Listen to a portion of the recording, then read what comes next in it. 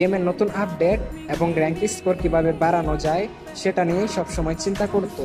তার বাবা মা প্রথম থেকে কিছুই বুঝতে পারেননি, ভাবলেন হয়তো একটু সময় কাটাচ্ছে। সুহান পড়ালেখায় সময় না দিয়ে এই ফ্রি ফায়ার গেমের পিছনে সময় দিতে লাগলো। তার স্বপ্ন হয়ে উঠলো সে একদিন ফ্রি ফায়ার গেমটার মাধ্যমে অনেক বড় ইউটিউবার হবে এবং তার কাছে বিবেচও থাকবে, আর সবাই তাকে গেমের মধ্যে অনেক সম্মানও করবে। স্কুলের সময় হলে সে স্কুলে না গিয়ে বিভিন্ন জায়গায় বসে ফ্রি ফায়ার খেলতো। কিছুদিন পর সোয়ানের মা তাকে ধরে বলল, বাবা, এত গেম খেলছিস কেন? চোখের সমস্যা হয়ে যাবে তো, পড়াশোনার অবস্থা তো খুবই খারাপ হয়ে যাচ্ছে। সোয়ান জবাব দিল, মা, আমি সবকিছু সামলাতে পারবো, কোনো সমস্যা নেই। কিন্তু সোয়ানের মা ঠিকই বুঝতে পারলো তার ছেলে এখন অনেকটাই বদলে গেছে।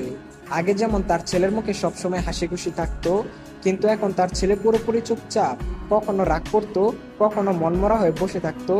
এদিকে সোয়া নিজের রুমে গিয়ে দিনের পর দিন এই গেমটার পিছনে সময় দিতে লাগলো।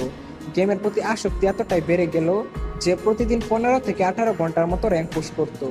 আর সেই কারণে আস্তে আস্তে সোয়ানের শারীরিক এবং মানসিক অবস্থার পরিবর্তন ঘটতে লাগলো। সারা রাত র্যাঙ্ক পুশ করার কারণে সকালের দিকে সোয়ানের চোখগুলো লাল হয়ে যেত। স্কুলে মনোযোগ নেই। শিক্ষিকা বললেন, সুহান, এত মনোযোগ হারাচ্ছিস কেন? সোহান কোনো উত্তর দিল না। সোহান রাতেও গেমটা খেলতে লাগলো, এমনকি রাত 2টা থেকে 3টায় ঘুমাতো। সোহানের ঘুম কম হতে লাগলো, আর সেই কারণে মুখ ফ্যাকাশে হয়ে যেতে শুরু করলো। আর অতিরিক্ত গেম খেলার কারণে মাঝে মধ্যে সোহানের চোখ দিয়ে পানি পড়া, মাথা ব্যথা, চোখে কম দেখা, আরো বিভিন্ন ধরনের মানসিক সমস্যার সৃষ্টি হতে লাগলো।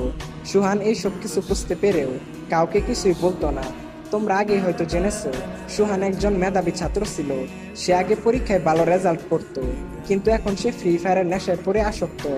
স্কুলের পরীক্ষা কাছে চলে আসলেও সুহান কোনো প্রস্তুতি নেয়নি। তার মন পড়াশোনা থেকে সরিয়ে গেমের দিকে চলে গেছে। এরপর কিছুদিন পর যখন পরীক্ষার রেজাল্ট আসে, তখন সুহানের রেজাল্ট আসলো ফেল।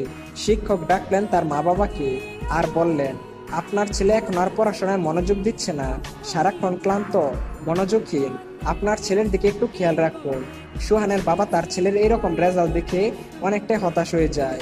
এরপর সোহানের বাবা তার ছেলের হাত থেকে মোবাইলটি নিয়ে বলল, আজকে থেকে তোর মোবাইল টিপা একদম বন্ধ। সোহান তার বাবাকে বলল, এটা কখনোই সম্ভব না। এরপর সোহান উল্টা তার বাবার হাত থেকে মোবাইলটি নিয়ে তার রুমের মধ্যে গিয়ে দরজা লাগিয়ে দিল। যেই সোহান এক সময় তার মা বাবাকে সম্মান করত, শ্রদ্ধা করত, সেই সোহান এই গেমের নেশায় পড়ে তার বাবার সাথে এইরকম একটা ব্যবহার করলো। সোহানের বাবা তার ছেলের এরকম আচরণ দেখেও কিছুই বলল না, কারণ সোহানের বাবা তার ছেলেকে অনেক বেশি ভালোবাসতো। কিন্তু সোহানের এইরকম আচরণ দেখে সোহানের বাবার কষ্টে বুকটা ফেটে যাচ্ছিল। বস, এটা তো মাত্র